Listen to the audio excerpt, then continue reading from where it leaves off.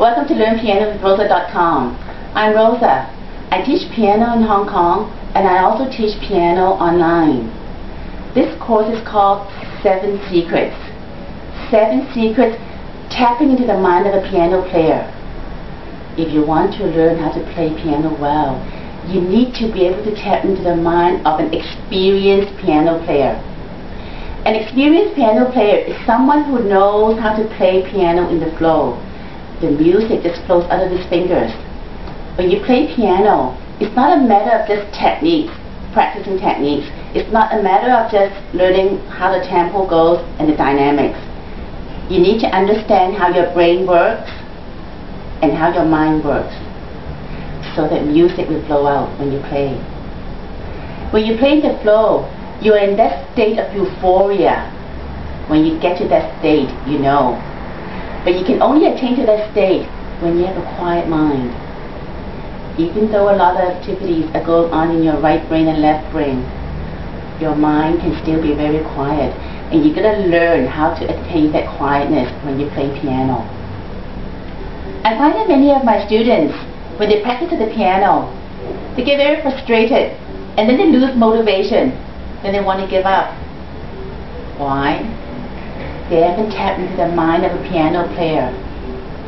Or sometimes, a person may know a lot of music theory. They know all the major chords, the major sevenths, and all the dominant chords, and they practice all the scales. But they don't go anywhere. They don't make any progress. Why? They haven't tapped into the mind of a piano player.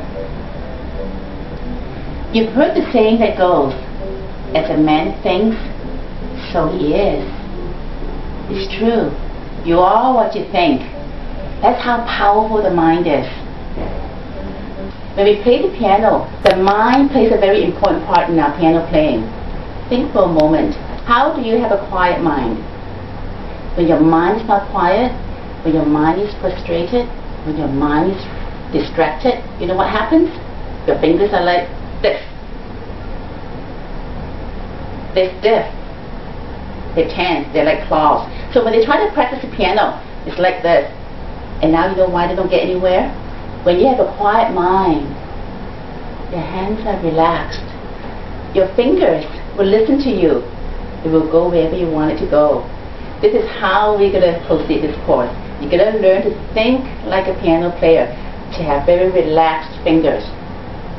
The first thing you need to know is, how well do you know your fingers and your hand? You need to understand your hand, because your brain is going to send a message to your fingers to do the work, to make the music. Then they ask you, you have 10 fingers. Which fingers are the strongest when you play piano? And which finger do you think is the least strong or the weakest? Which one is the most flexible and which one is the least flexible? That's the question you need to ask. Do you have an answer? Keep that answer in your mind, okay? We're going to do an experiment. Put your hands together like this. Okay? With your fingers touching one another. Now, I want you to fold down your third finger. Do this with me. Don't just watch. Fold down your third finger. Yes. Okay? Now, let's move our thumb. Hey, the thumb is very easy to move, isn't it? Even though it's short, it's very easy. Let's try the index finger. Hey, index finger is still quite good, quite long. Huh? You can clap one another. Now let's try the fourth finger.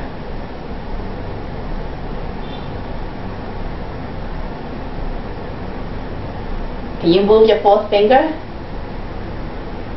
I can't. If you can, send me a video, show me.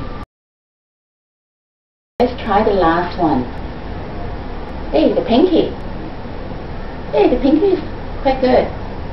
Even though it's short, the least in our fingers, but it moves quite well. Okay. We wonder, why is it the fourth finger gets stuck? It's long like the second finger, or even like the third finger, we can move this quite easily. But why is it that the fourth finger, you can't get it to move? You know why?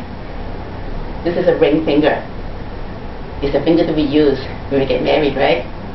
It's meant to stick together. Yeah, that's what it's supposed to be. Stick together. It's stuck together. Why is that? You need to understand why the fourth finger works the way it is. Sometimes we think our weakest finger is the pinky. In fact, it isn't. It is really the fourth finger. When you practice, when you do your techniques, you need to realize this. But why is it like that?